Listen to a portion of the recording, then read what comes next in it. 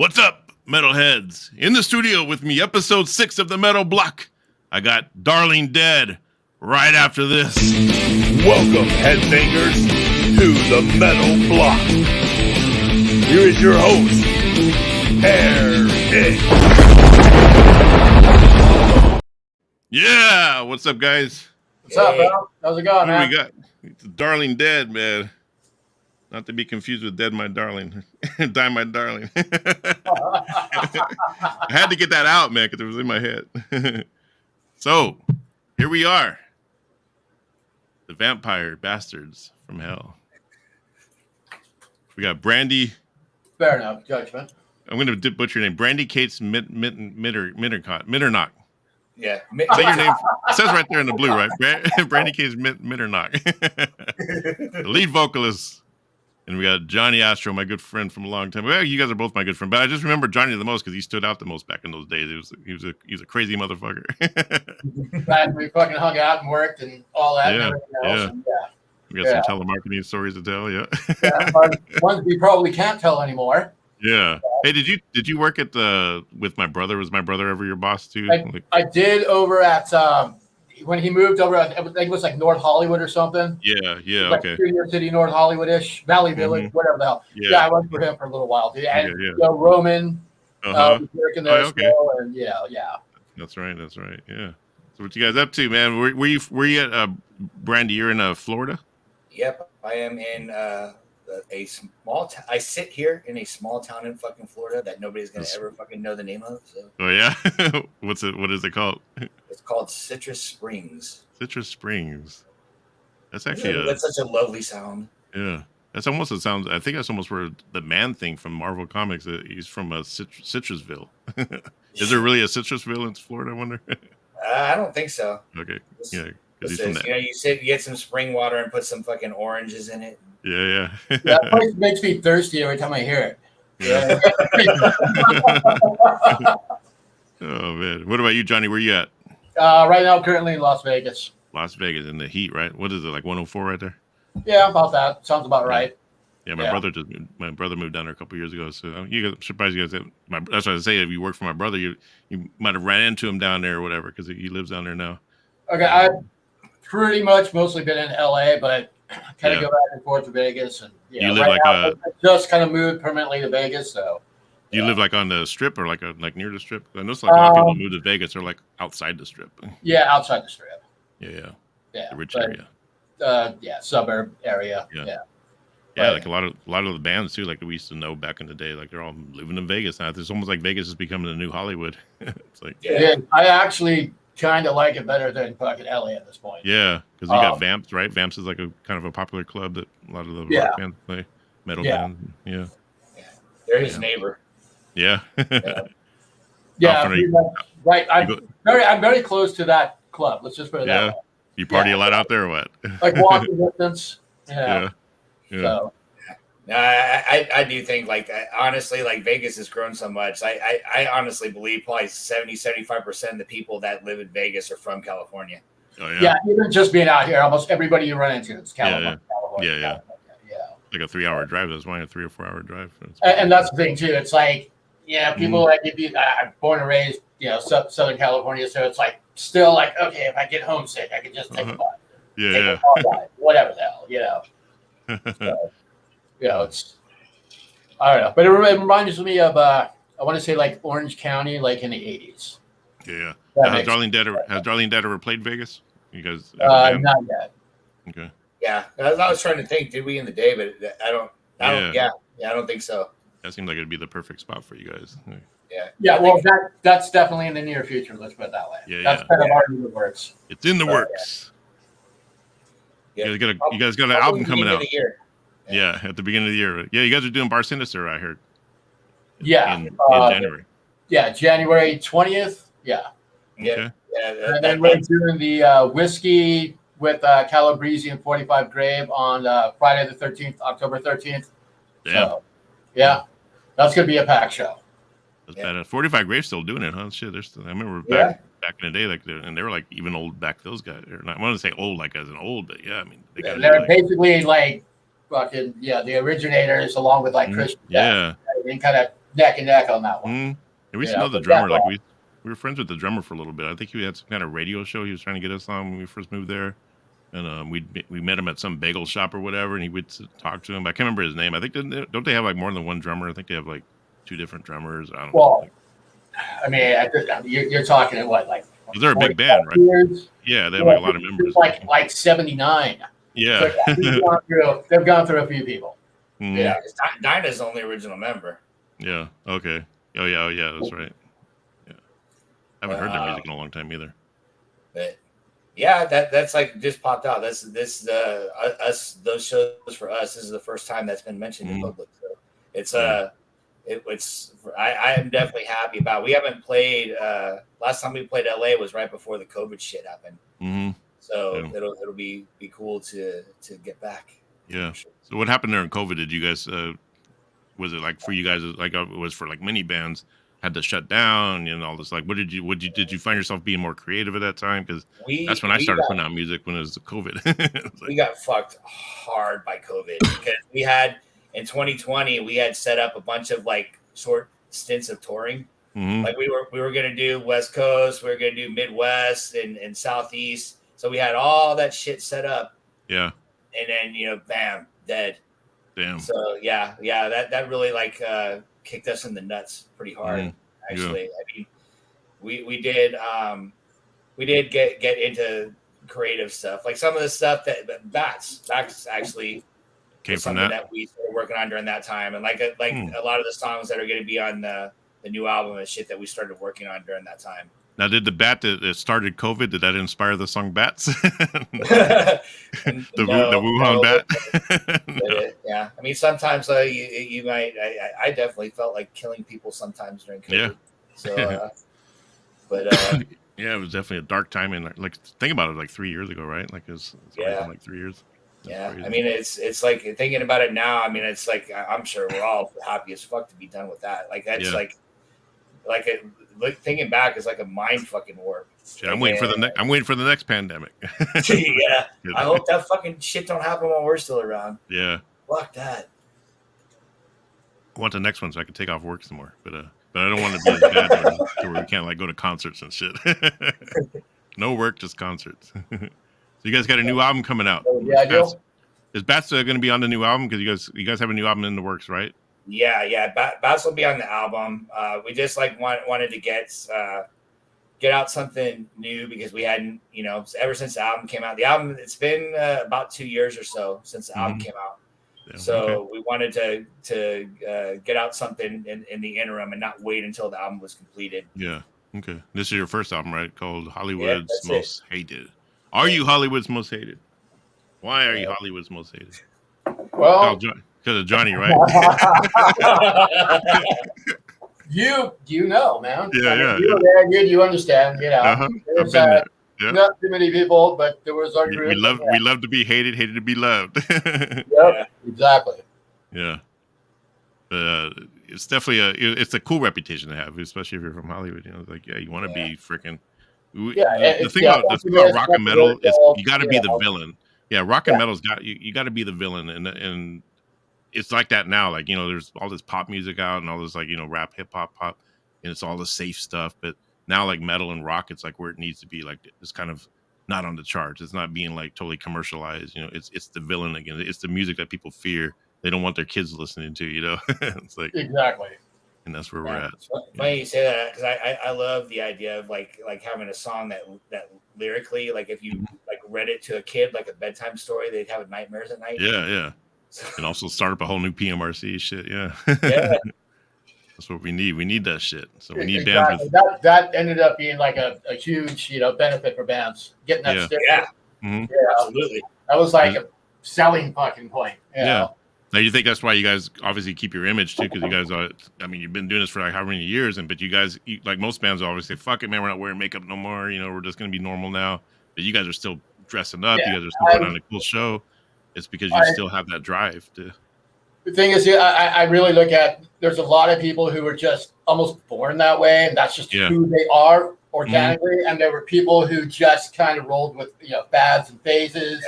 Yeah. There's just a phase for them. Yeah. Somebody who just grew up and that's just who they are. You know what I mean? Yeah. Beautiful thing. Yeah, Tony is a fucking excellent Yep. example of that. Yeah, exactly. Yeah, The dude is never going to change. all the way to fucking till fucking death, man. Yeah, I love it for that.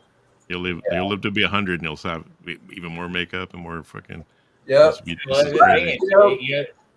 That is one plus, man. Because I mean, you went through it, like the whole grunge phase where nobody would wear makeup except for like just a handful of people. Yeah. You fucking endured all the shit, all the ridicule. Yeah. But the plus is, you get a little older and you're still wearing makeup. That ends up like being a benefit. Yeah. Exactly. Yeah. What do you guys think about the word hair metal? That term bugs me because it was created by the people who, the grungers and stuff. It was their way of saying, let's deminimize that kind of music. Let's diminish it because of their look.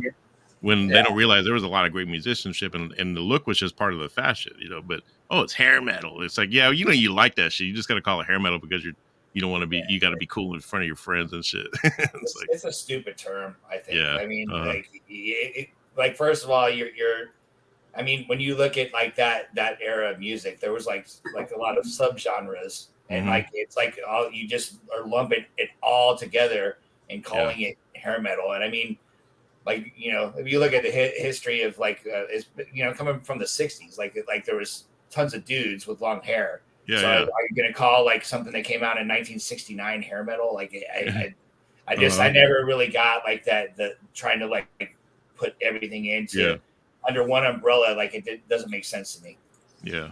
And there's people that embrace it, like now they consider like a genre of music, and they, and if you think about heavy metal was at one time considered like a taboo kind of. Even Ozzy himself said he never liked that term heavy metal, and then even grunge at some point was considered a derogatory because it was like saying all these bands are grungy, and but they're, but then they embraced it. So it's like I just can't embrace the word hair metal because I just like again it's like when I think of bands like Wasp and Twisted Sister, they had a lot of hair, but their music was just so fucking badass, and so when they put them under that umbrella, if I were to use the term hair metal with any band, it would probably be more bands like Trickster and like those like XYZ, White Lion, with those cowboy boots and the hair freaking flipping and everything, that to me would be you would think that would just be called hair metal, but no. I hated that fucking band Trickster. Yeah, the groove metal like everything was like White Snake sounding riffs and shit. I love White Snake, but I don't like the bands who try to sound like them. We used to call it cock rock. Rock out with your cock out. Now you guys got the album is going to be called Black Autumn Core. This is also kind of a genre of music you guys kind of are adopting, right? Like for yourself. Yeah, it was. It was kind of a way to because there's one common thread, which is like more dark theme music. Yeah. Whether it's like post-punk, black metal, whatever. And I just kind of looked at like, it's kind of like Halloweenish autumn. Yeah. It's just sort of that's the common thread. Yeah. Is the darkness, whether it's, post-punk, black metal or anything in between, yeah. Goth, industrial, whatever. Yeah. Black Autumn Core, yeah. Yeah. And, it's not a derogatory term. It can be, though, right? Yeah, people get offended by it. They'll say, "What the hell, Black Autumn? What do you mean? Autumn is orange. Autumn is yellow. It's not black." I'm confused. Yeah, that doesn't make any sense. Right. Yeah. But that's gonna be a cool thing because obviously, when you guys get to a level where obviously you're well known, and then if that name Black Autumn Core that's considered the genre, it's all about the algorithm because now we deal with. Everything's about algorithms. When you load your music into Spotify to be distributed through Spotify or iTunes or whatever, you have to pick all these.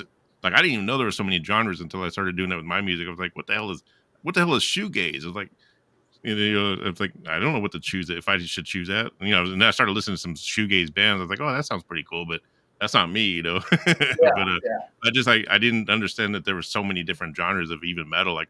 There's metalcore, which is fine. I haven't found a metalcore band that I like yet. Maybe you guys can introduce me to some, but I just haven't found one that I really. There's a lot of metal, like actual metalcore bands, are the ones with the really long titles for their names, like My Bloody Valentine, or there's like a sentence or something. It's like that's a metalcore band, right? Like Help I've Fallen and I Can't Get Up or whatever. That'd be like, or like As I Lay Dying, And then there's Dingent metal, and that's kind of like. 8-string guitars with. You talking about gent? Is that how you say it? I'm saying it's pronounced gent, but yeah, like gent metal. Yeah. So that I'm trying to figure out, like, okay, what is that? Is that cool? I heard a couple bands that sound pretty cool with that style. But, Bro, with the metalcore and even gent, if you got into it earlier, like 2010, 2015, maybe at the latest, it was cool. Yeah. Now, in retrospect, it sounds kind of old. Yeah. Okay. So I just think that there's certain things that I think that, like, with gent, like something that I think, like, you could, without like being exactly in that category, borrow things from it, because they do a lot of like palm muted guitar. Yeah, that's what I said. Palm muted guitar, 7-string guitar too, probably. Like how low can I go, man? Fucking, yeah. Like, you might as well just fucking play bass. But the guitars always sound like they're coming out of those plugins, right? They're not playing through like a straight, like a Marshall or nothing. It sounds like they're just playing through the computer or whatever. I don't know. Some of the bands I've heard, it sounds like that. That's why I couldn't really get into it. I was like, well, it sounds too computerized. And I also like robotic. There's no but I judge every song by the song. Like, I haven't heard a song that, like, it's always the same, like, and then it breaks into some melodic chorus or whatever. But there's really no like song there. Like, okay, where's the song? So, but again, I haven't listened to a lot of it. Like, I'm thinking, well, what makes it gent? Is it because of the 7-string guitars, or what makes metalcore? As opposed to just being just metal, like as far as metalcore, like, still that I would claim that I like is Motionless in White.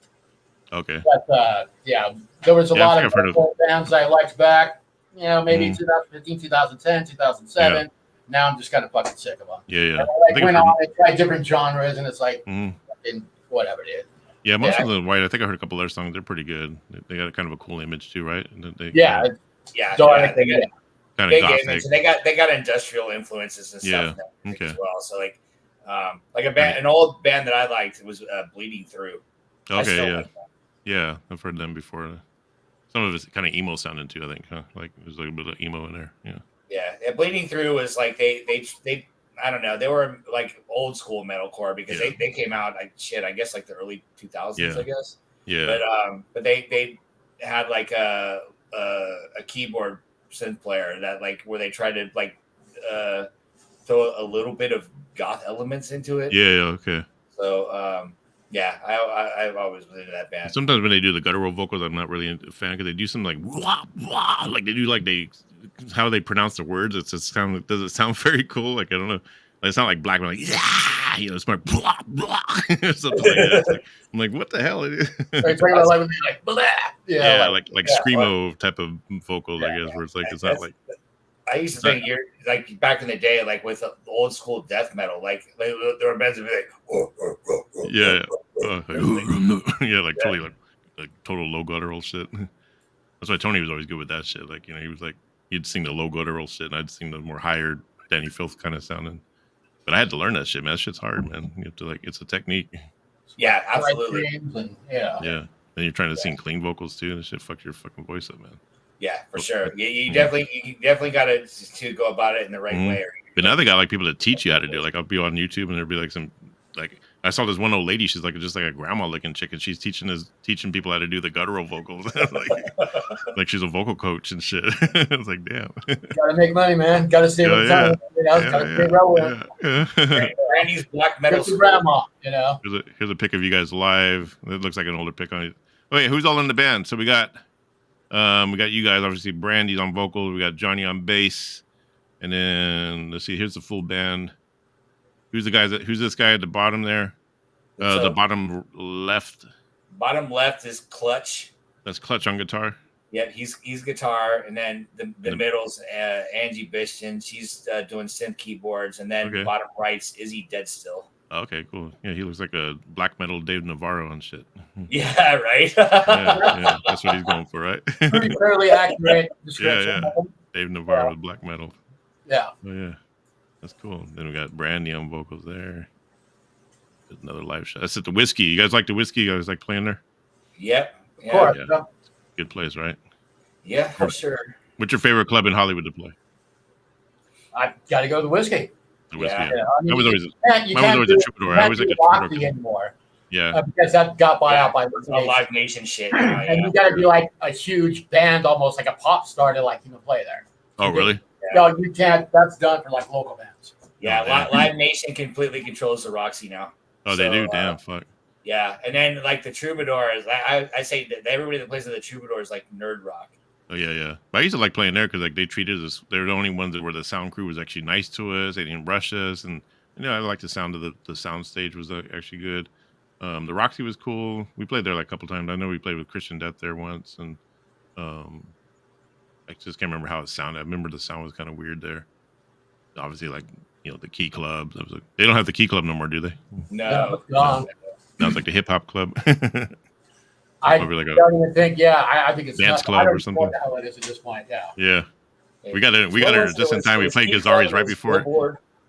Yeah, it was Gazzari's and Billboard and Key Club. But we got there like right before Gazzari's closed. We played like one show. It was one of those jam nights or whatever. Me and Tony is a 2-man band. We had the guitar player of Exodus was there, and we saw him after the show. Oh shit, the guitarist of Exodus watched this, and we got to talk to him. He's like, "Yeah, you guys were pretty good." Like we knew he was lying. There's no way we were good. It's like we're playing like songs that are like 12 minutes long that fucking made no sense and shit. Just drums and guitar, getting our feet wet. Yeah. So when did Darling Dead start? Who started it, and who is still in the band as far as original members? Me and Brandi are still the original. You guys are the main originals. Okay. Yeah. Who runs the show? You guys both, or you guys kind of share the duties? Pretty much mutual. I mean, each person kind of has their strengths. Yeah. I mean, there's like sort of a. There's always a Paul and Gene in the band, right? Paul and a Gene, or a. Yeah, I don't think we take it that far. I definitely don't think we take it that far. Yeah. It's like honestly, and it's kind of like that's the big thing that's a struggle these days. Is like. I honestly like, and I think we both feel this way. It's like when we're trying to bring somebody in, we want to bring in a band member. We're not trying to bring somebody in and dictate every fucking thing they do. Yeah. But you got I mean, in recent times, like we've encountered some people that are like, it's like, what the fuck's wrong with you? Like the mentality just doesn't add up. Yeah. I mean, it's people like what their expectations are. It's like. Is so far out of my range of being able to like.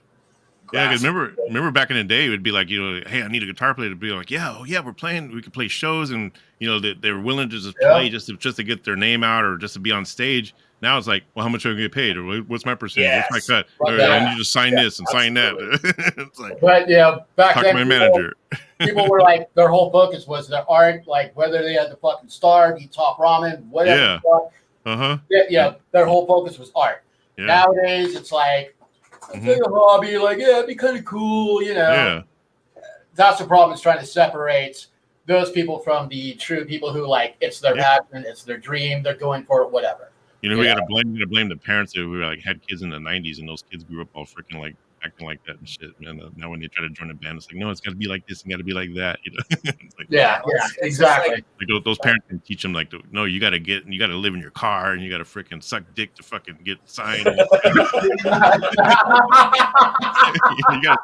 Not that I ever did that, but I'm just saying, like, but I knew something. I get the point.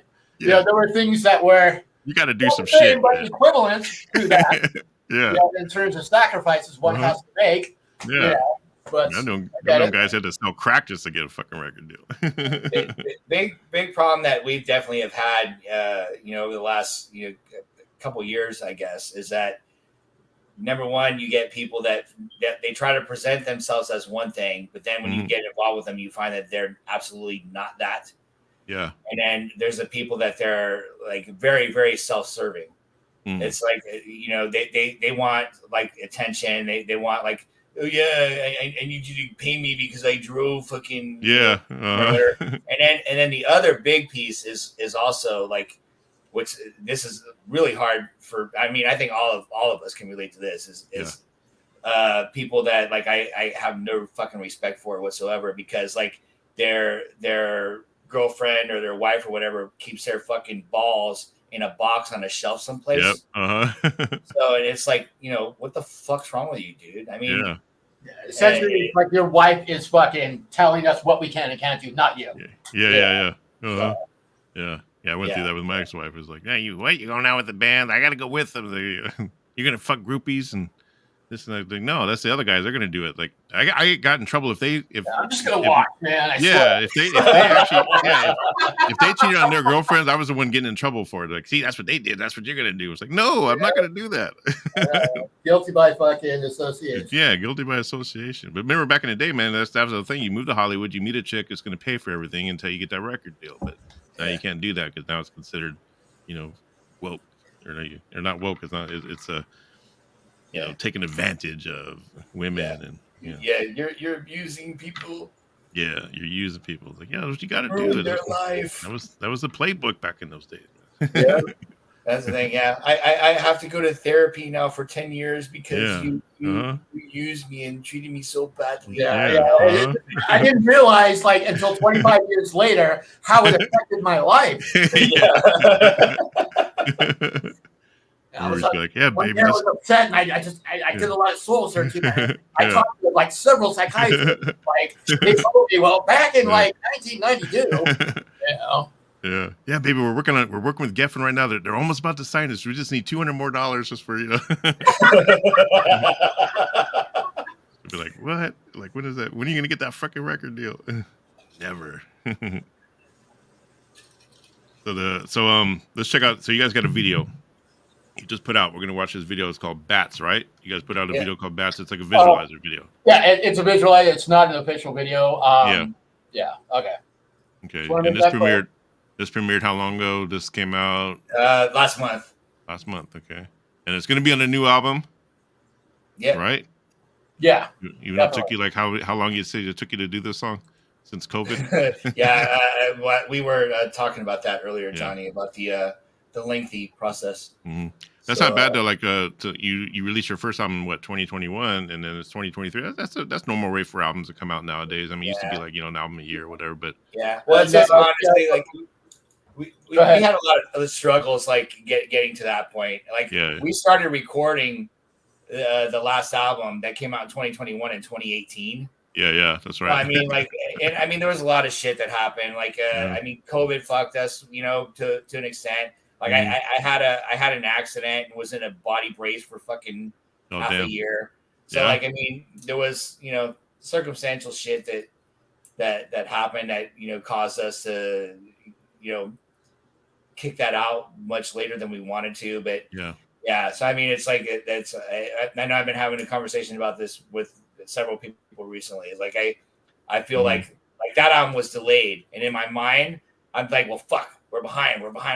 So I want to kick shit out, get more material out. But it's but the fact that now it's finally done, it's like a breath of fresh air. And are you happy with the final result, or do you feel like do you have tunnel vision at first? Because sometimes you get wrapped up in the tunnel vision, but then you don't listen to it for a while, and you listen to it again. You're like, well, okay, shit, that sounds pretty badass. Or I know exactly what you're talking about, especially when you create things. You're so caught up in it, it's hard to see.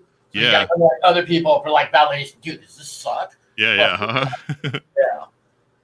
I do those little focus groups on Reverb Nation and pay $25, and they let 50 people listen to it, and they'll give you their honest feedback. And like when I did that with Call Me and my other song I put out, and and they're real people that's listening to it. They're just average people. I definitely got to give you props for that. Thank you, brother. Thank you. Yeah. But it's kind of cool doing that because you're getting strangers' opinions, and it gives you an idea. Okay, what's this song how's it gonna resonate with? How's it gonna resonate with the average? Yeah, and they're hearing stuff that you don't hear, and all this stuff is just pretty cool because you do need that extra. You need that other outside ear or those eyes to. Especially when you're producing yourself, it's the hard. Was it a truly random audience, or was it people that followed the style of music? That's what I wonder. I think there are people who sign up to be focus groups because you pay the $25, and then you can actually have them review it. You can have them give an analysis of whether it's going to be commercially acceptable, this and that. And I think mine always rates low into commercial acceptability. It's a good thing. Or they'll say how many times would they listen to the song again, or would they buy it again? And they, all these cool stats. I mean, it's worth the money. It's $25, and and it's not a bunch of robots doing it. I thought it was gonna be robots, but I did some research, and they're actually real people that do it. Just whether I don't know how big of a music fans they are. If it just depends on the genre. They could be doing a focus group. Maybe they're all people from Thailand or something. Or I was gonna make a little joke about that, but I love it could be they'll listen to anything. And they're probably getting paid for it, Probably not even listening to it. Yeah, right. They have no idea what the lyrics mean or anything at all. Yeah. But you guys are happy with the album. So how many songs are going to be on this new album? Not sure yet. I would like to see probably 12 with an intro, about 13. Okay. Do you have more songs done than the album that's going to be on the album? We not recorded, but we have a handful of songs that are already, set to go on it. So like we have a few songs that are definitely going to be on it, and then we got a lot of material that we're in the process of working on. That's cool. And then we just internally we're kind of touching on this a little bit. Like the big thing, which I think I'm pleased, Johnny, I think you are too, is that like historically, like two of us have been the main songwriters in the band, and we're bringing in people that's are adding to that. And I mean, for me, I'm happy about that because I know neither of us are trying to be glory hogs with well, we write the songs. It's just that it's happened to turn out that way. So I actually wanted to bring that up because it's like super like. I would hate to like be in a band that I couldn't create. I couldn't. So I look at the same thing. Like if somebody comes in, like fuck yeah, dude. Like if you got something good, definitely bring it. Plus, it takes less pressure off us. And ultimately, like, dude, if your song's better than the one I wrote, great. We're gonna go with that, and I'm happy that's something better. It's a collective ego to me. Mm-hmm. You know what I mean? As the band itself, it's like, oh well, I wrote this and that, but it kind of sucks. That's like everybody, dude, that album's fucking great. Like hell yeah, I'm in that band, even though my guitar player wrote that or whatever. That's a good way to that's a good way to do it. Like I've always been like about just equal opportunity. I would say like, well, the song wouldn't be the song if he didn't add his bass line, if Tony didn't add his drums. Unless I wrote the entire like melodies to everything, then I would take all the credit. But I try to like give everyone their freedom. Like if I say here's a riff, what are you going to put on top of it? Then they wrote that part, so they're considered a co-writer. Now, if I wrote the melody to that, then that would be because the main songwriter is the one who writes the lyrics and the melody. You could have like 3 chords, but those 3 chords ain't a song until you put a melody on top of it, or a drum beat that's actually familiar, but you can. It's just 3 chords alone ain't going to be the song. Yeah, well, that's true. I mean, you bring something in and you get, and that's a little bit more where we've been. Is like we have like people will add things to something we do. Especially if you're a singer, and if you're a singer and you hear the song, and you're going to automatically create your own melody to your lyrics or whatever. So you wrote that melody, and so you're considered part of that songwriting. Right? You came up with your own melody. Yeah, I mean, it's. I agree with what you're saying, and ultimately, like, I really want to just have like the best quality material that fits within the realm of what we're trying to do. At the end of the day, it's got to be just a good song that resonates with you. Like, who has responsibility for it, is less important. As long as it like we're as a unit, we're kicking out good shit. I've always felt the song. Go ahead. I always felt the song has to be more important than the person actually even writing it. Like in other words, to me, like a song. Like if I'm writing a song and I feel like the vocals need to be this or that, and I can't sing the vocals, I don't care. I'll bring in somebody who can, because the song needs that vocal that I'm hearing in my head, and so that's got to take precedence over me taking credit for singing on it or playing guitar on it. It's like no, I want the song to sound like it sounds in my head. Even if I don't have to write it or sing it myself, I'm going to at least write it because that's just the song needs to be the most important thing. Yeah, it's like a completely different entity on its own. Like it's a child or something. And it's like you want to like have the best. Yeah, and you got to be happy with it before you even. Because if you're not happy with it and you put it out, then it's like right. That's why I would never put anything out that I'm not happy with. That's why I'm so slow with putting stuff out. It's like I have like a gang of shit written, man, but I'm only gonna put out what I like. Like for instance, and it should be with any band member. If I write something that actually sucks, but I don't know because you're so involved in it, like it's hard to see clear. Yeah, I would way rather say, dude, that sucks. Let's not waste our time. Great. Thank you for being honest. We're not going to waste our time. Let's move on to something else. Exactly. My ego is not at all fucking like shattered by that. Yep, exactly. It's like, fuck yeah. Awesome. Thanks, bro. It's like getting a fucking tattoo. Please tell me it was a dumb idea. Yes. Before I go do it. That's the beauty of it. I another band I played in, I just like was coincidentally talking about this like within the last week. I was in this band and the guitar player brought in this song. And I in my mind, I was like, okay, I'm going to try and like be fair and give this a chance. And we were doing it in practice and I fucking hated the song. I was like, all right, maybe it'll grow on me. But I hated the song. And we did it in practice one day. And I said, dude, I'm never going to fucking play this song in front of people. You're just like, hell no. Yeah. Yeah. So, yeah. I mean, which is good, too. I mean, you got to, you know, if somebody is, you know, getting excited about something that kind of sucks, then you got that, like, be like, dude, no, what's wrong with you? Why do you think this kicks ass? Yeah, right.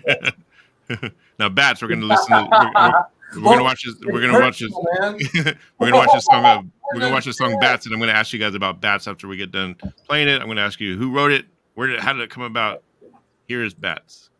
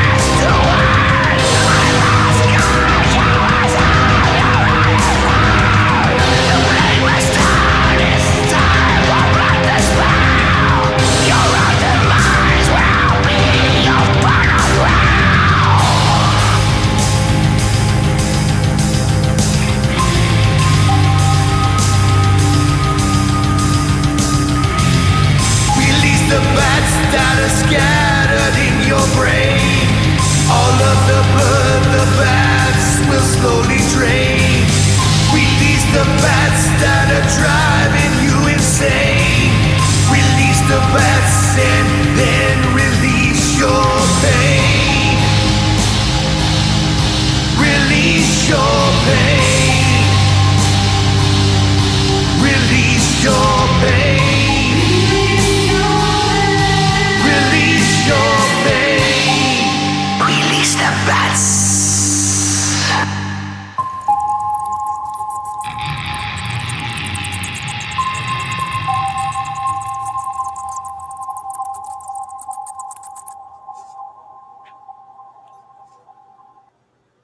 Nice, yeah. I love the vocals, man. The vocals are fun. And that's what I was talking about. Good black metal vocals like that. Thank you. Appreciate that. They're not that screamo style that that sounds too rehearsed and everything. That's like you can feel the freaking like coming out of you. And this is like yeah. And so you doing all the vocals, right? Even like the clean vocals you were doing. Yeah, I did all the vocals. What I like about that song, so there's always this thing about, especially I don't know, when I was in Hollywood, it was like we were too metal for the goth crowd, or we were too gothic for the metal crowd, or the black metal crowd. This is a good combination of mixing both. I could hear this in a total like goth club with those kind of vocals, where back in the day it would have scared everyone off. Like, holy shit, what the fuck is that? Satan right. shit, But because you got the ambience of the drums and those heavy bass, going, and then with those clean vocals added into it, it just sounds like I was just picturing myself in a gothic club, fucking going through the crowd, fucking you got the chicks all dancing and shit. So yeah, yeah, you definitely achieved that, being able to like mix that together nicely to where it works, Yeah, well, that's kind of like the goal in the big picture. Like we get some of like what you're talking about. Like there's I won't mention the name, but there's we were like working on booking a show at one point in a goth club, and it was like, well, you guys are too heavy. Yeah. It's too mad. That's a compliment, though. Yeah. But it's like now, like I did on my last show with Yeho, we were talking about there's like a kind of a marriage between gothic and metal. Like you got bands like the 69 Eyes who used to sound kind of more like glam rock, but now they sound like London After Midnight, but with heavy guitars, and then bands like Catatonia, which in Paradise Lost, there used to be death metal, but now they got these gothic elements with deep vocals and the growls in there. So it's kind of coming together really nicely, and I think you guys got your own sound, because it seems like every song kind of sounds not the same, you can hear one Darling Dead song and it's like, wow, this is a totally different sounding song than this other song, and which is good, but it still sounds like you guys, that was kind of like we'll talk about that. You can take that, but so basically, like when you grow up and it's all like, let's say the 80s, 90s, everything was so, like sectioned off, clicked, and they all like hated each other. And if you wanted to, like I did, like go to a goth club, fucking a couple nights a week, go to the strip one night a week, go to like hardcore punk shows. I used to sing in a thrash metal band. Yep. There's no way I could ever wear makeup. I'd be fucking stabbed within fucking 5 seconds. It's like, it's annoying, like having to go through all those different things, and like nowadays people are like way more accepting. It's like that was the whole thing, was just to kind of like be able to mesh everything that you really love into one genre, and have it like finally go across to all different people. Who wrote Bats? Like who wrote the initial part of Bats? Like the music part? Like who came with the riff, or did you, Johnny, come up with it? We actually kind of wrote that. We had, there's a few songs that'll end up being on the album. Like during the COVID times, we had a guy that he joined the band right before COVID, and we were writing songs with him, and like circumstantial shit. Like he ended up out of the band. It was nothing that he did wrong or that we had any kind of internal problems. It was just circumstantial shit. But he, that time that we were working with him during that time, like for creatively was good. Meaning he was like another person that worked with us pretty well. So that song kind of came out of that time frame. Okay, yeah. And you guys have to share files together? Were you guys in a room together when you wrote it, or was it more? No, we were just sending shit back and forth to each other. Okay, yeah. Beauty of technology. One benefit of it. Yeah, that's what I'm learning now with this whole new software. Like now I can start sending tracks to people I want to collaborate with, and right. That's one thing that is cool. Like in modern day is like you get to be writing a song with somebody in fucking Japan or something. Yeah. Like it doesn't matter. Yeah. Like, a lot of bands now, there's people who live like out of the country even. Yeah. Not out of the state, and get together and it works. Yeah. You can even rehearse that way. That part is there to like go for it. You know what I mean? That's what matters. Mm-hmm. Yeah, that's the beauty of it. We're all connected worldwide. Yeah. So, as far as the first album, you guys have a song called "Feel My Pain." I was going to play that video. I like it. It's like a really cool. This came out on the album Hollywood's Most Hated. Hollywood's Most Hated. What was the meaning of the album cover? It looks like you're objectifying women. Well, there was a time, you know, but welcome to the woke metal rock or the metal block. The woke version. We didn't want the ass to be wasted, so we were being respectful. See, that's a good explanation. Hey, at least she has a bra on or a top on, right? Yeah. Now, here you guys are looking for a drummer. A couple decades ago, there would have been no top. Yeah, right. Now you guys are looking for you guys are looking for a drummer, right? Yep. Put out the call. Right. What are you looking for in a drummer? Like, what does this guy need? This girl or this guy need to be to be in Darling Dead? Like, what's the qualifications? I'd say we want somebody that's a very solid player that has the true musician mindset, not being about some kind of bullshit and not being fake and trying to like present yourself as doing some shit that's you're not even remotely close to being. Also, no, like we touched a little bit earlier about like the no balls on the shelf. If your balls aren't attached to you, then fuck off, please. All right. Yeah, you gotta be willing to fucking get your hands dirty a little bit, you know. And just go for the gusto. Drummers are a little different. You can be more like open with it. Guitar playing is a completely different fucking monster because so many people. You got to find somebody who like organically is into the music that you like. Like that's what they listen to all the time because it doesn't matter. They say, "Oh, I can do this." Whatever they listen to at home, it fucking comes out in the guitar playing. That's true. Yeah, but I want somebody. Well, we're cool with guitar player, but I'm just trying to say the difference between guitar player and drummer. Drummer can be a lot more flexible. Yeah. Because you guys are like more industrial sounding. Do you need a drummer to just play electronic kit, or can they play like a regular? Great if they did both, but ultimately, you get the same sound? And I do want to mix organic drums with electronic ones as well because certain songs, have a different vibe that requires. You got to have, especially with bats. I don't think bats could work with like just a regular drum set, right? I mean, a song like bats, it sounded to me like you were using kind of electronic drums on that. Or no? There was some. Let's say it was organic drums, but we added some samples. Okay, yeah, which almost every band has done, even. Negative, like all that stuff was all actually sampled drums. Totally organic. That's what you need to get that sound. Yeah, because that's why I wish we had on when we did Delusions, the song As the Age Engage. Like even though Tony did a great drum beat, but I was picturing it, we needed those more electronic, like sampled sounding drums on it. And that's why I was never happy the way it came out on that album because it was such a great song, but it could have been so much better had we put some kind of sampled drums in there along with his drums. Because it just didn't really fit.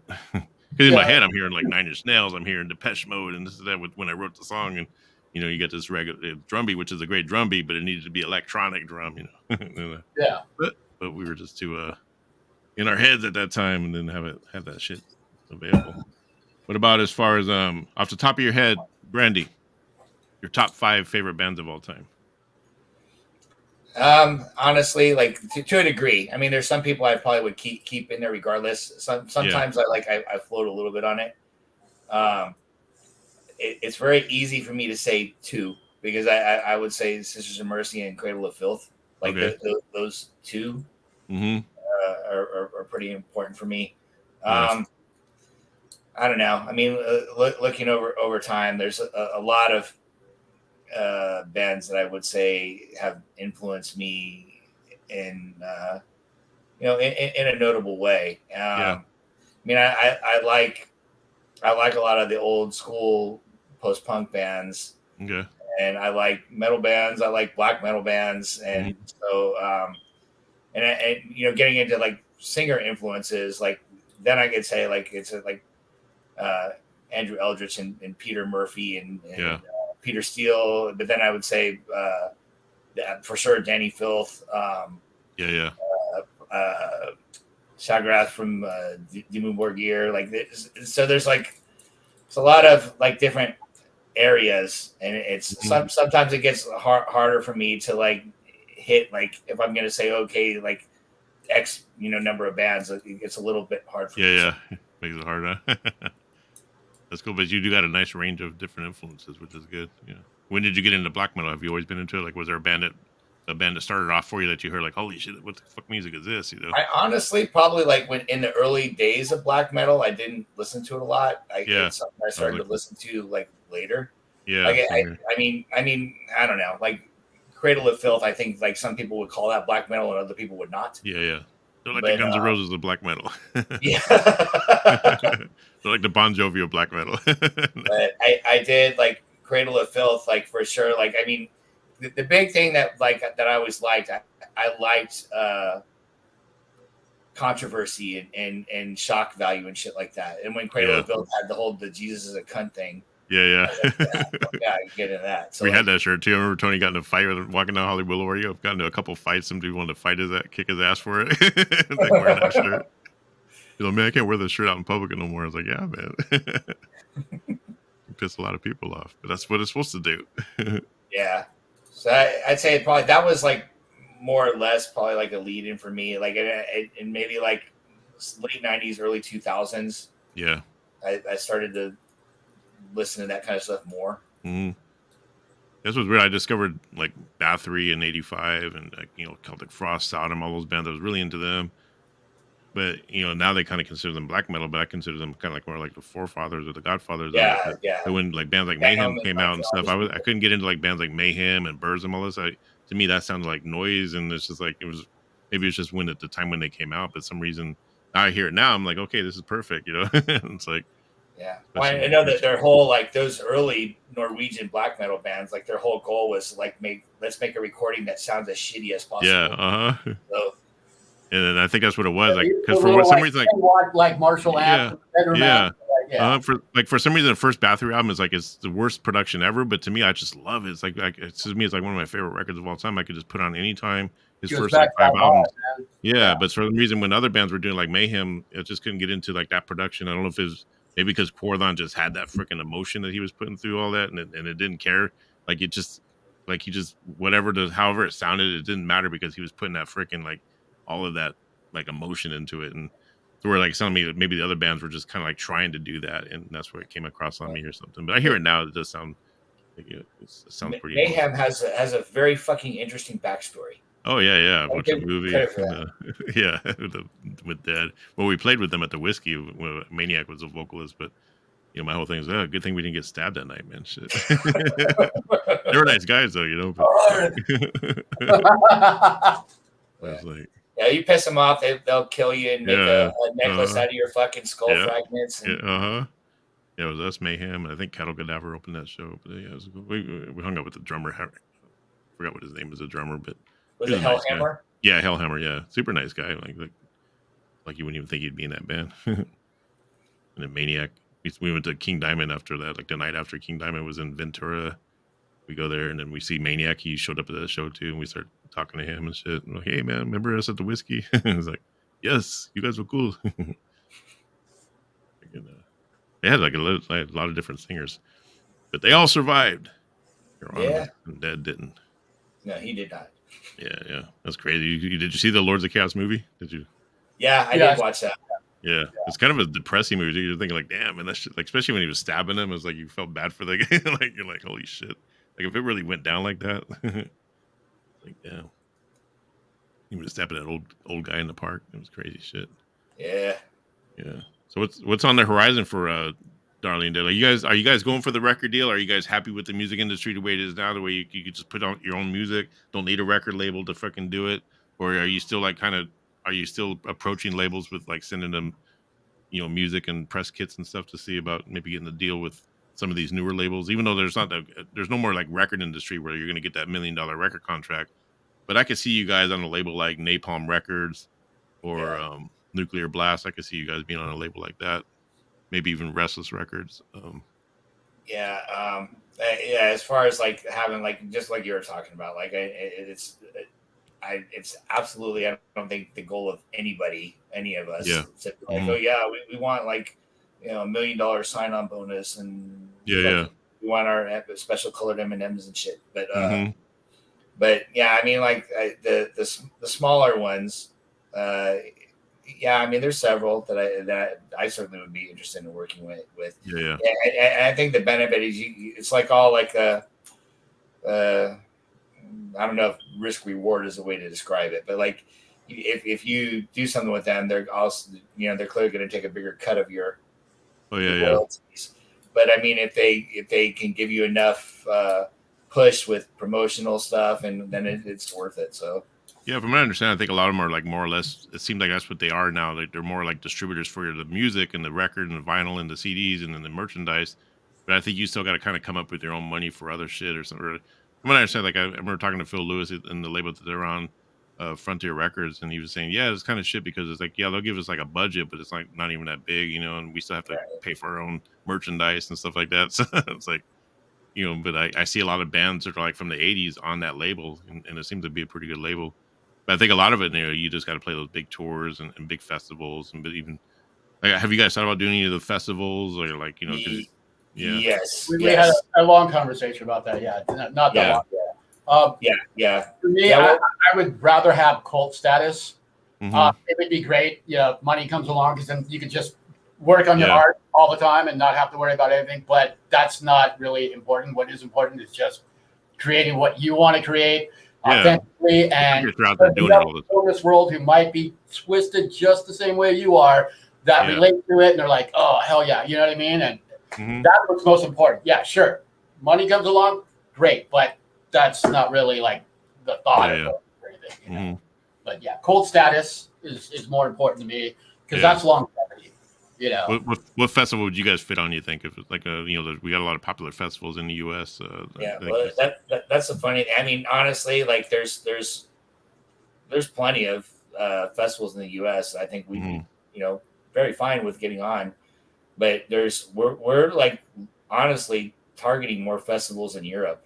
Yeah, that's the thing. You definitely want to go for the European ones, like Wacken Fest or Wacken. Yeah, I mean, there's tons of them that for us, I think would work super well. Like you got WGT in Germany, and there's you got Wacken, you get, I think there's Rock. I forget what it's called. There's one in Sweden. I forget the name of it. There's Castle Party in Poland and Dark Malta. So I mean, there's several of them over there that. Honestly, if you're going purely on what would be like a good fit, they're probably a little bit better fit. Not to say that there's like not tons of festivals in the U.S. that it wouldn't be beneficial for us to play. But now to get on a festival, would you need management to get you booked, or is there? I think there's a pay option too. Like you could actually pay to get on a festival, right? I think it's like 30 grand.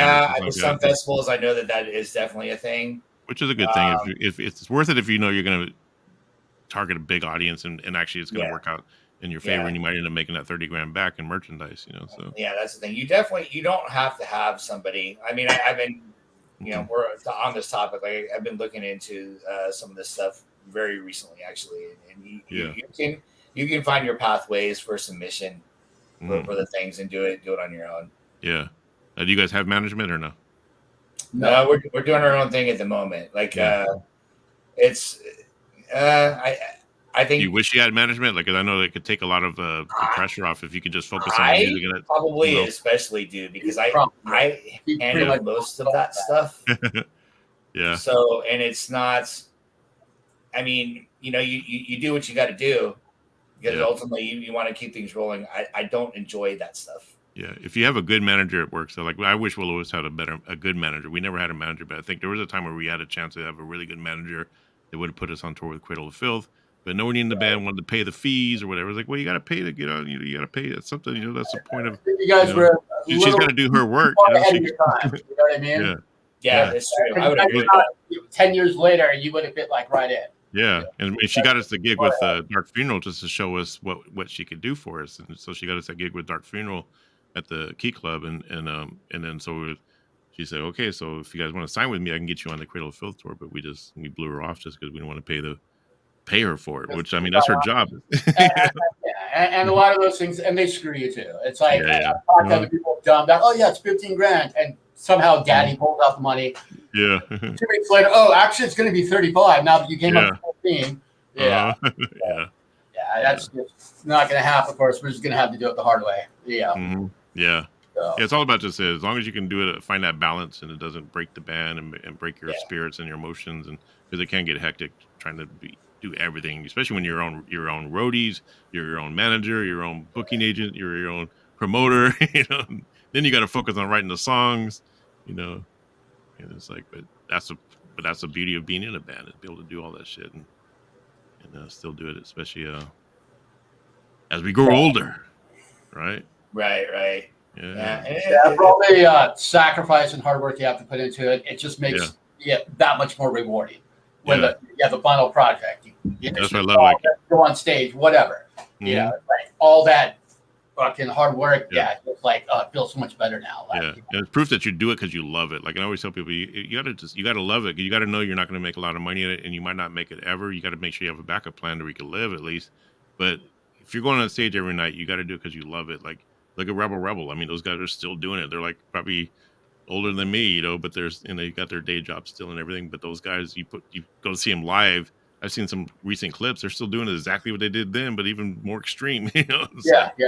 Look at you guys. I mean, you've been doing it forever, and it's like you guys are even just as extreme or more, and you're obviously progressed musically than you were back then. It's like it's an amazing thing. And Tony doing his thing with Black Heron Gallery and his band. Right. Yeah. We've done we played shows with Black Heron Gallery. Yeah. I think I saw some ads where you guys are on the same bill. Yeah. So you guys ever play Mexico? Not yet. Well, it's funny that you bring that up because we definitely have a pathway to get into Mexico, but coincidentally, recently, our following in Mexico is growing rapidly. Okay. So it's I definitely, if we can make it work, I would like to get down there next year. In other words, you guys are getting a fan base from there, but it's hard to get there, and right, because there's a guy in LA that and this was the last show that we played in LA actually in 2020. Yeah, and he's from Mexico, and he was like, hey, you guys want to play Mexico? Well, yeah, we want to play Mexico. But then literally that was like 2 months before. But not even less than 2 months before the COVID shit kicked in. But I mean, Mexico. I mean, it kind of makes sense that we are getting a bigger following down there because like they're ripe for the type of stuff that we do. Yeah, and they're very passionate about their metal and their gothic and their. I mean, it's just like right. Like you go to LA, it's like you're just another band, but you go to Mexico, you're a fucking rock star. It's like, You appreciate like bands who are like really passionate about it. I mean, you see that reciprocal energy between the band and the audience. You just like. What about you, Johnny? Top bands, 5 top bands that no particular order. Definitely gonna go with Misfits, Sisters of Mercy, Cradle of Filth, which Tony hooked me up with in the early '90s, thankfully. And I'm gonna throw out AFI and Motley Crue. Motley Crue, huge. I had such a huge influence on my life. Yeah, I remember you always been the Motley Crue throughout my life. There's no way I'm gonna like dismiss them. Yeah. What do you think about them now? Like as far as all the stuff they're going through, are you that they're treating Mick Mars the way they are? Who do you believe? Are you Team Mick or are you Team Crue? Opinion on that, which I'm just gonna like leave it alone. Because I kind of side more with the band than I do with Mick Mars. I think he really hasn't done much, not even in the studio. You haven't done anything in the studio on so many albums, so many other guitar players played on your stuff. You're still whatever. Now you're not even going to play live, and we're still going to give you millions of dollars just to go retire. Like, dude, you got to put in some work, Yeah. Now, do you think Nikki Sixx is really playing live, or do you think Nikki Sixx is actually playing the tracks, or does he really play live? You think? I was watching some videos. I saw them actually the last show they did here in the U.S., which was in Vegas. I'm probably going to lean more towards tracks, but you know what? I'm okay with that because it did, at least use his energy to like put on a good stage show. Yeah. So Yeah, that's fine. I can't do the track thing because the more bands that do it and the more people accept it, the more it's going to kill rock and it's going to kill metal. I agree with you, but come on, dude. I mean, given their age and all that, they're still out there doing it. So that, I give them a pass on that. Now, guys like Don Dokken, he should be using tracks. I mean, you're in your 20s, dude. Like, come on, 20s, 30s, 40s, 50s, even whatever. You got the energy to play and put on a stage show. You know. But there'll always be a love for live music. I just think the bands that use tracks, they need to be transparent. Like they should put on a ticket. This is not a fully live show. That way you can make up your own mind whether you're going to like it or not. I actually kind of disagree though on that because I think there is an element of I kind of know it's fake, but there's an element, maybe it may not, and that kind of makes you like it more. I don't know. I got mixed feelings. For me, when I see a live show, I want to hear I want to hear the real rawness. I want to hear mistakes. I don't want to hear it sounding like the record because otherwise I'd say I want to listen to the record. It's just like recordings now compared to how they were like in the 70s and 80s, where mistakes were actually like kind of wanted because it gave it a human element to it, not a robotic vibe. What about you, Brandi? Are you lip syncing live, or are you singing real? That's what I'm saying. I think it depends on where you're going with it. If you're doing like a Milli Vanilli thing, that's true. I mean, that's kind of fucked up. And I know you got people like in pop music, especially when they want to like have like all their choreography. That's the same.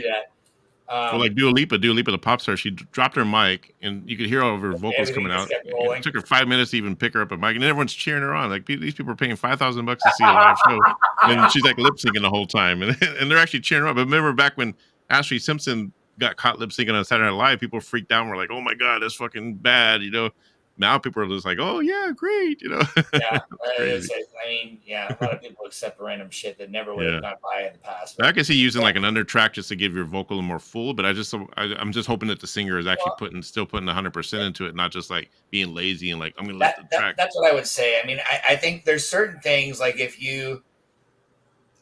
you're using it as an accompaniment or whatever, like if you've got an enhancer, like a big thing, like there's like bands that go out on tour that they don't actually have like a keyboard synth player. And that's fine. That's fine. Like if you're gonna bring, like if you have an orchestra on a song, you don't want to bring in a whole orchestra, so that's always fine if you're gonna use or like an intro to a song.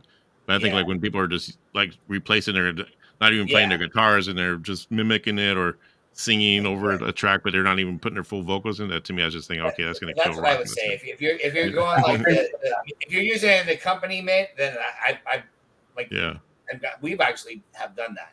So I have no problem with that. But if you're like going to go like full scale Milli Vanilli, like lip syncing and shit, that's another story. I'll agree. Like, because that's been like just throughout history. Like, rock music is generally accepted as live versus Madonna or something who's got to do so many million dances or whatever, it's kind of accepted. And I agree. It sucks to see like, rock or any like live bands start falling into that backing track. So I'll agree. It's a negative, for the most part. Yeah. Because it's got its pros and its cons. Like I said, I think it's all up to the individual who's going to buy that ticket and go. Like I said, if they should just make it a little bit more clear. Like if I was going to do that, I would tell my audience, well, you're going to get fucking caught on it anyway. So you're going to get caught on it anyway, right? People are going to know, so you might as well be straight up. Yeah. That's why I wouldn't play live with my music that I do now, because I don't have a full band, and I wouldn't want to go up there and just sing to my track, like I want a full band, but then I don't want to put together a band because then I got to deal with personalities and all that other crap. But that's actually kind of in between-ish, though. Like, there's a lot of like your bands who like can't find like 5 members. They have 2 or 3. So they're going to use like a drum machine. They're going to use keyboard. This and that. But it's different than like somebody who's actually like the guitarist is there, but he's using guitar tracks. That's different. What started a lot of the controversy was, remember that band Falling in Reverse? It was last year that they couldn't even play a show. They had to cancel a show. They were on a festival, had to cancel the show. The bookers lost money. The fans were let down because their laptops got stolen or something like that. So they couldn't even perform without their laptops. And they're supposed to be a rock and metal band, but I guess they said all of their music is on this laptop and with the lights, it's all panned together. It's like, well, then you should just go out there and jam with some real instruments and just at least give the audience some kind of show. Don't just cancel, just because you can't play live. So I think that's where it gets really bad. If you can't even play live your own songs. Yeah, without a computer. Yeah, without a computer. Yeah. And you need And to just be somebody like that who they can find the full band. Yeah. Someone who's trying their hardest to like live out their dream, and can only find so many people. Yeah. Totally. Yeah, it's ultimately it comes down to like if you're faking it, then there's probably a problem. I mean, if you got some people that are naive as fuck, like what I was saying, like okay, like there's synth tracks in the background, but there's nobody on stage, and you have something. Well, how are they doing that? I don't see anybody doing it. But I mean, if you are aware of your surroundings, you realize that there's no way it could be fucking happening unless it was a track. But it's not. That's the thing is there's no effort to try to sell a pile of bullshit and go, yeah, I'm making those songs with my guitar. So like it just depends on what you're doing with it, I would say. Right, yeah, totally.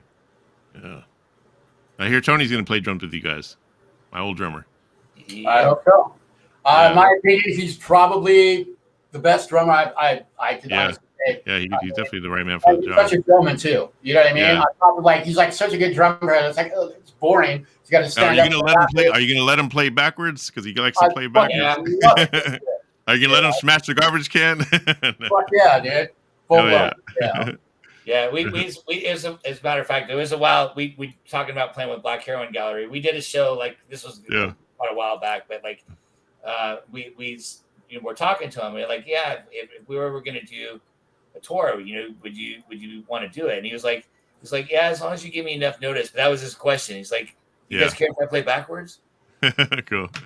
So, how did that come about? Like, so why are you having him play? Is it obviously you don't have a drummer right now, but what if you end up getting a drummer before then? Is he still going to play with you guys, or is it more like honestly, I'd say at this point probably. I mean, So and being really honest, like I'm kind of psyched to do the show with him. So like, I mean, I do. I have a lot of respect for him, and I think he's a solid player. So like, I'm really kind of pumped to do the show. He can definitely bring a lot to the sound, and Does he smash the garbage can with Black Heron Gallery, or does he just do that with? No. Okay, I wouldn't think he would with that kind of. Like he's not. We played with Postmortem too. And he's not. I mean, obviously, musically those bands are completely different. But he's not doing that with Postmortem either. I miss those nights, man. We used to drive around and steal garbage cans from people's yards just so we could have for a gig. And we found out later, you could just buy them at a fucking home garden store or whatever. Would you have, dude? Come on, you work at a fucking telemarketing gig, bro. Fucking, they were like $5, dude. That's bombing, dude, for the rest of the week. You know what I mean? We were like, we'd like on Lower Canyon, we'd go down that little area with the rich housing with snack. I remember the one guy ran out of his house. What the fuck are you doing in my garbage can? We're like just taking it from the car and shit. Tony's running down the street. Trash can bandits. The good old days. Yeah, that made it like even more appreciative, more authentic, and everything, dude. So all the work you put in just to get that fucking thing, just to destroy it. Then I go to the Mexican market the next day, buy my dead octopus, and then go to Rite Aid to buy my shaving cream and my Bic. Do you guys do annex on stage? You guys do you guys do anything kind of annex or anything, or any kind of stage stuff? Go ahead. No, I was gonna say not with don't have any self-mutilation going on right now. Okay. No nails. You just look like you would, but you just don't do it. Bottom line, man, straight up, dude, cameras on cell phones fucked everything up. Back in the day, we got away with fucking straight up fucking murder, dude. Whatever the fuck we wanted to. Nowadays, everybody's gonna find something to bitch about, something whatever, this and that, blah blah blah, fucking, So certain things you just can't fucking do anymore. But at least we got to experience the times when we could. Everything on camera. Let's take a look at what you guys are like live. Here's I pulled up a live video for you of you guys. Which was out.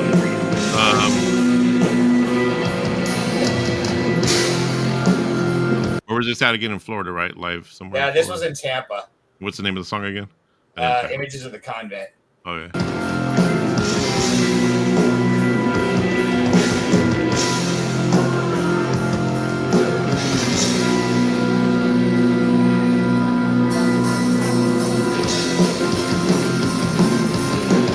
Give your life for the Lord. Chastity, serenity, virtue is for. In the path of a brother's rise. I am never gonna keep it realized.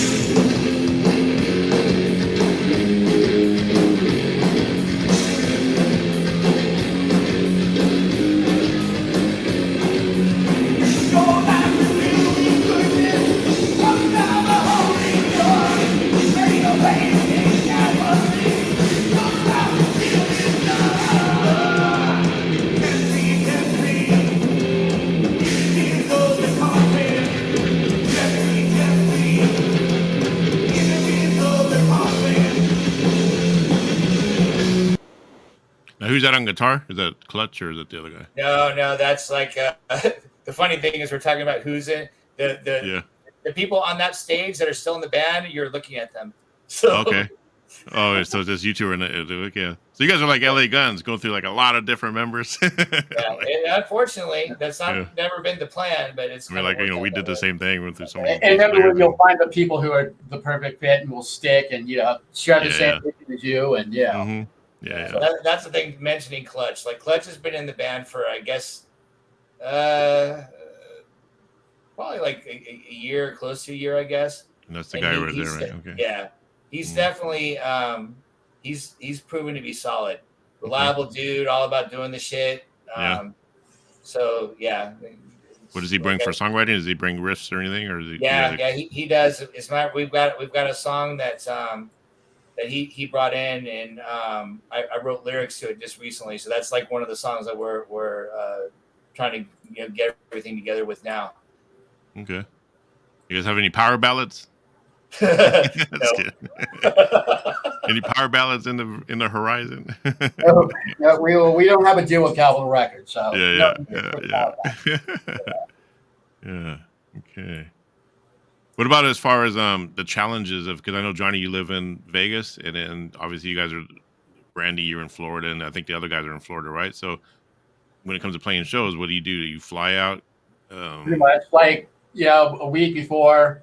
You already at home. You already practice. You already know. You're making that Darling Dead money enough to fly out all over the place. Spotify's paying the bills, man. No, but that's got so eventually, so let's say you have a show in New York, so you got to fly to New York. I guess Brandi, you guys would fly, but then you got to fly from Vegas to New York or whatever. I'm totally fine with that. I will welcome that anytime. I would imagine you guys have to rehearse before you go on stage. Specifically, so I can work when I want, take off, because I just want to fucking tour. Yeah. It's just finding other people in the band who are able in that situation to do the same.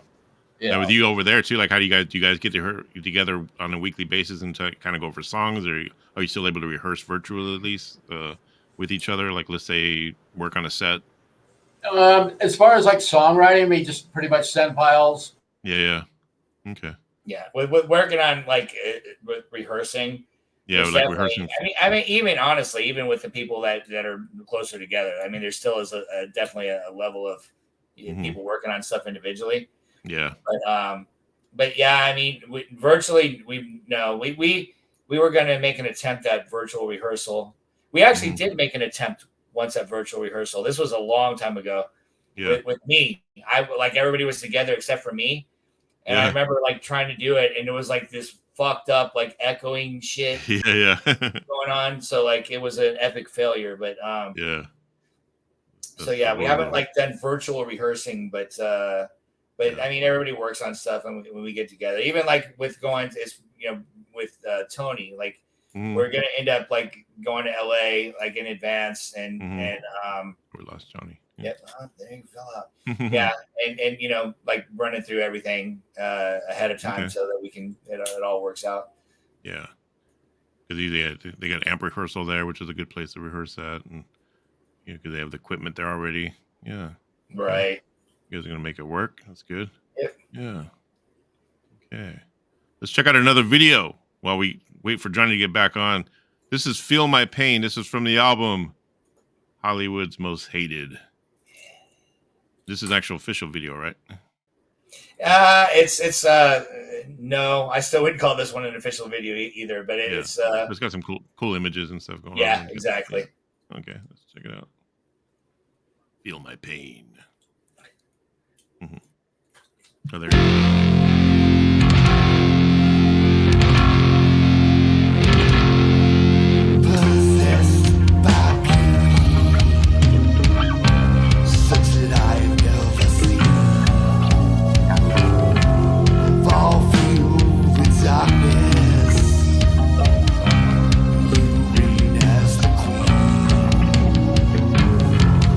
Every coming nightfall, creep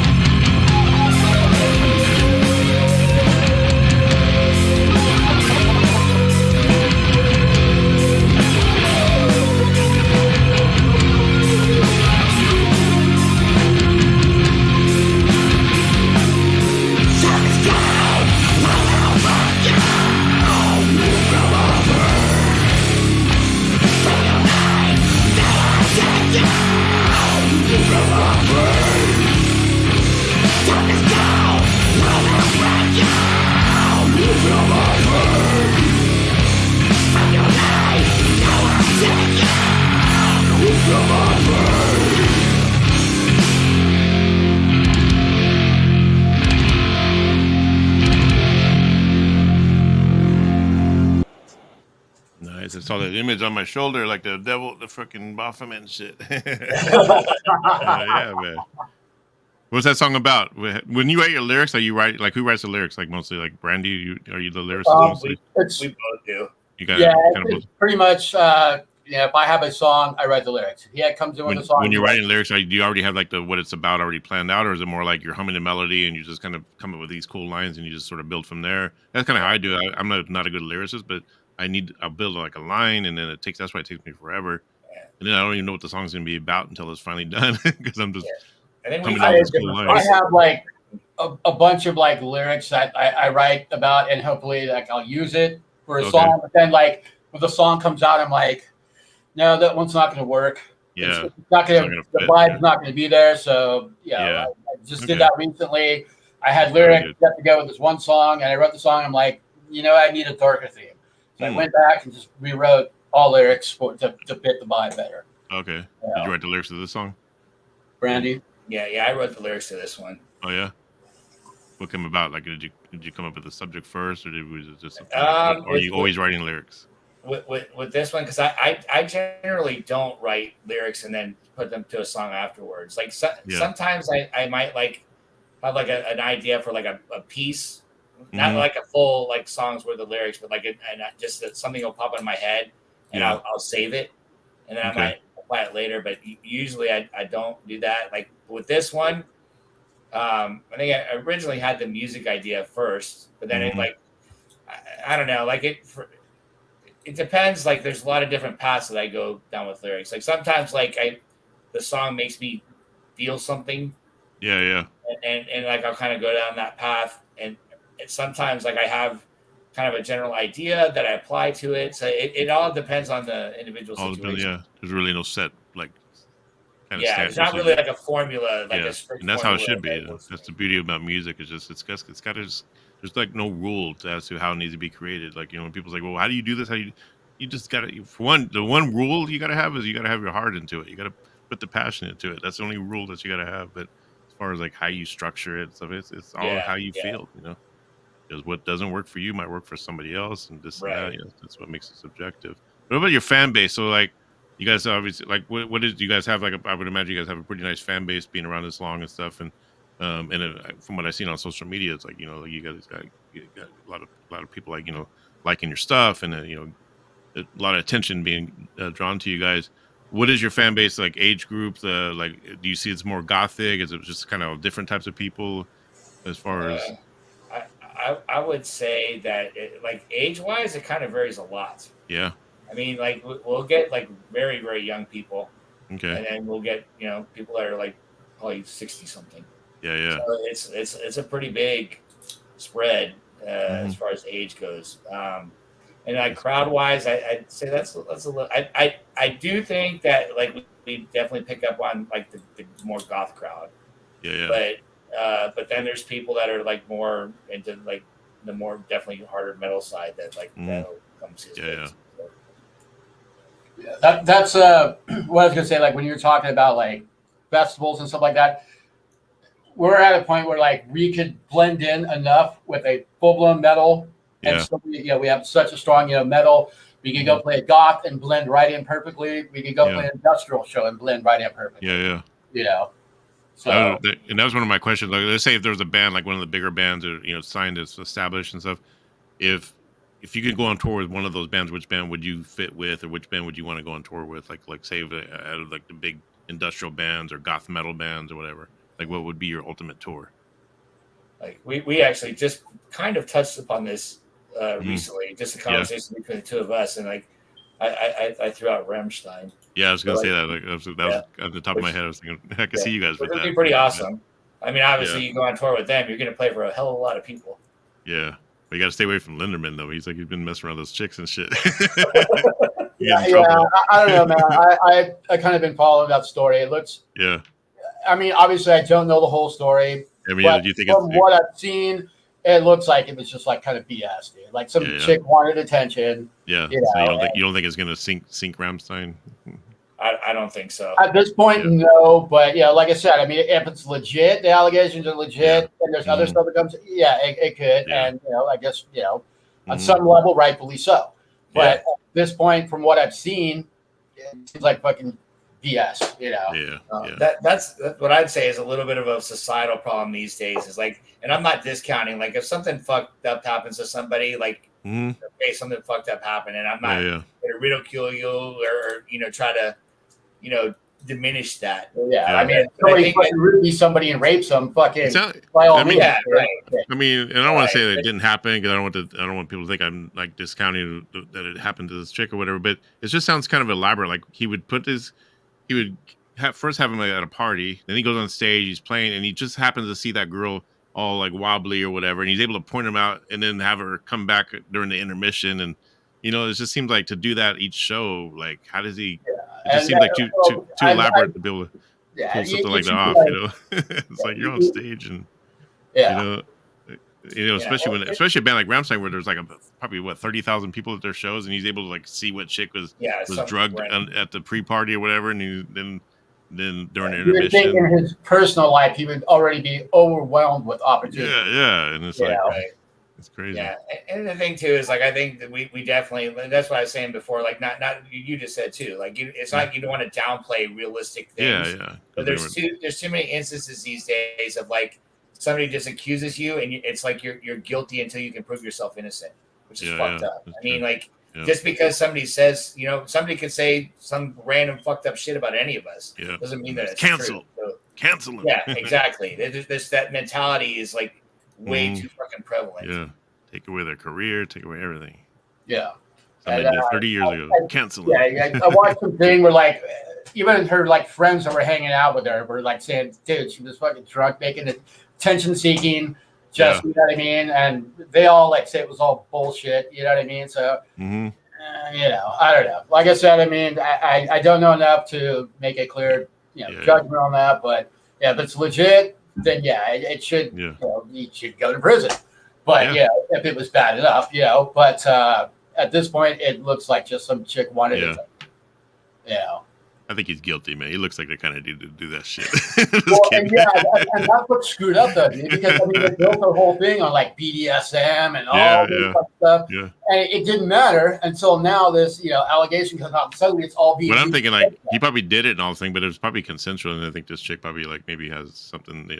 Well, that's another thing, too. It's like you go and you fuck somebody, and then you get pissed off at him for something, and start like making all kinds of accusations. And I heard of one chick that's it's like his assistant or something. Like I guess she's like totally in love with him. She'll do anything for him, and so she's kind of got his back on it and everything. But it's gonna be a weird situation for them. I didn't know there were other ones coming forward. I mean, I kind of stopped looking at that about a week ago, but a week ago that's what it was at. It was just one girl who didn't even happen to her. I mean, and think about Rammstein. They're not a band that you hear on the radio or you don't see them in the charts or getting the awards and stuff, but they're like one of the biggest bands on tour. I mean, the shows that they put on, it's like I think they did like 15, they're like those bands like 18 wheelers for their tour for their show. And you got those kind of bands like Ghost, Baby Metal, Rammstein. These are bands that like you don't really hear a whole lot about, but they're like out there doing big numbers and fucking stadiums and arenas and shit. But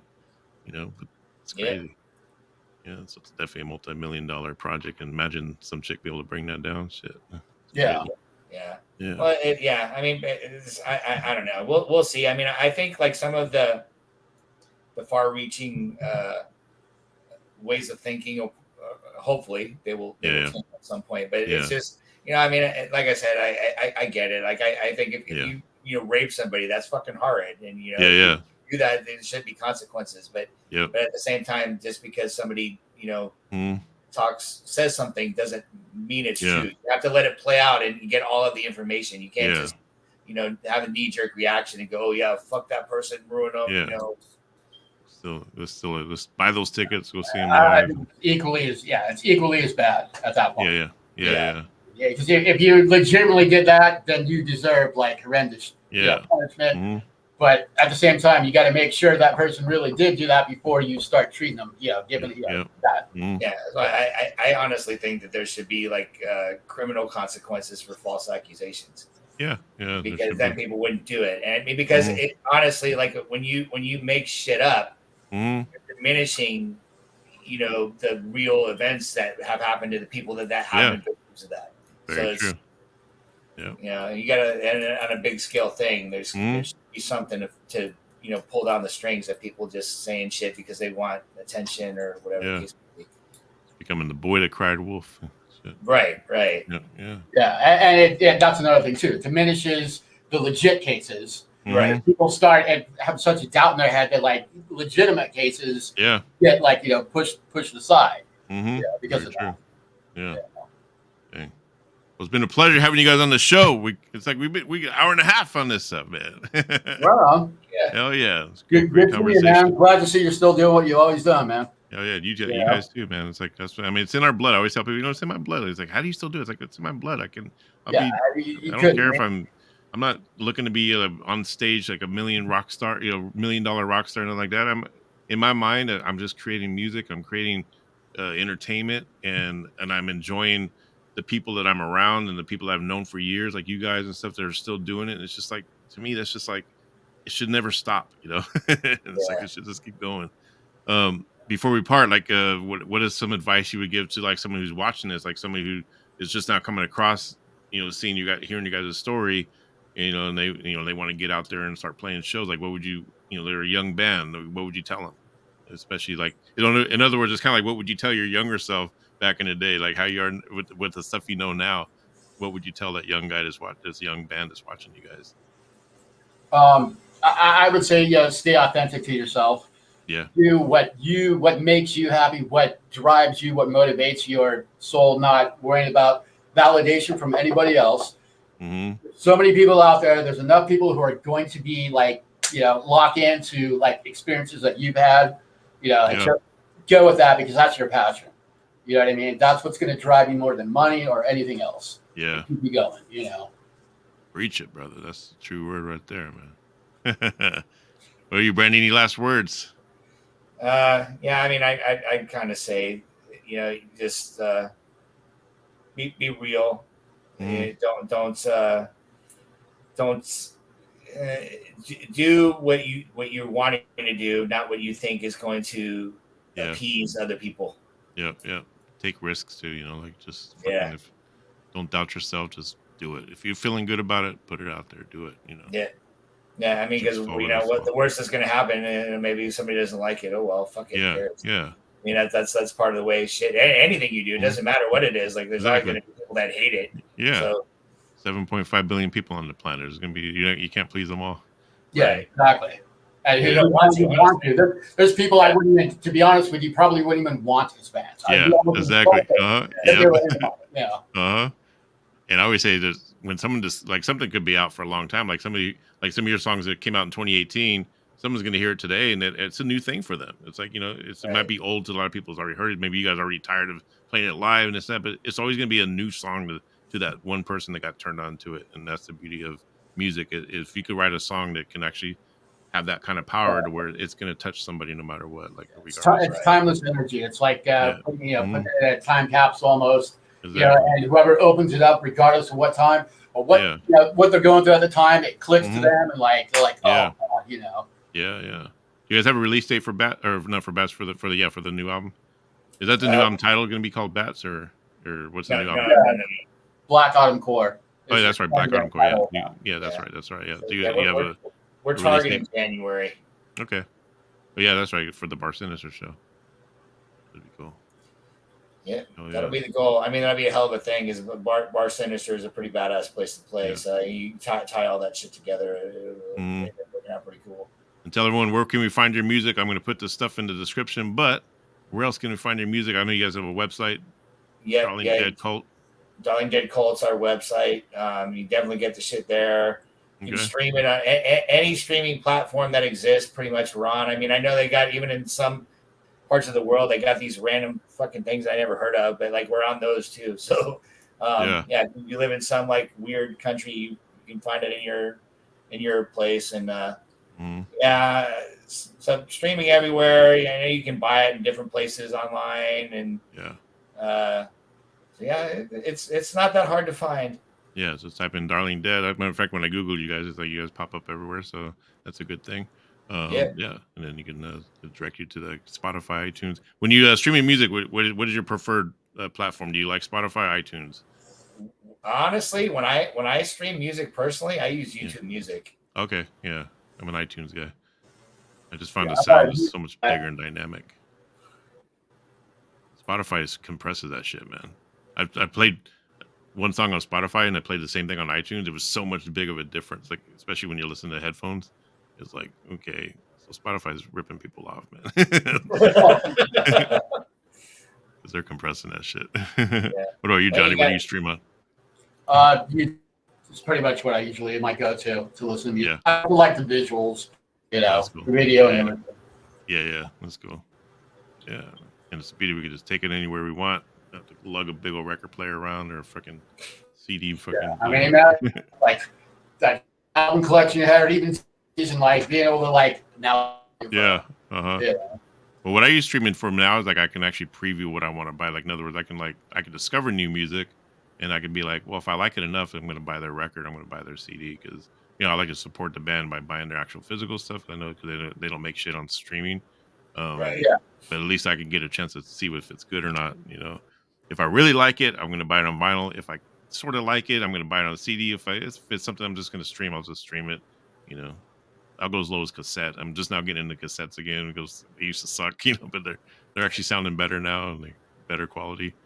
I didn't even know they were making cassettes anymore. Yeah, they're starting to. And I read an article. I guess cassettes are coming back big now. People are starting to like collect cassettes, and they're kind of more valuable now. Like especially they're trying to track down the older ones and stuff like that. And I've been getting like some of the newer bands will put out their album on cassette, and I bought a cassette player, and it's like they sound so much better. Like they're very big and dynamic, but I just always hated them because I bought Operation Mindcrime when it came out on cassette, and you had to fold out the freaking big old long J card for the lyrics. You could barely see them.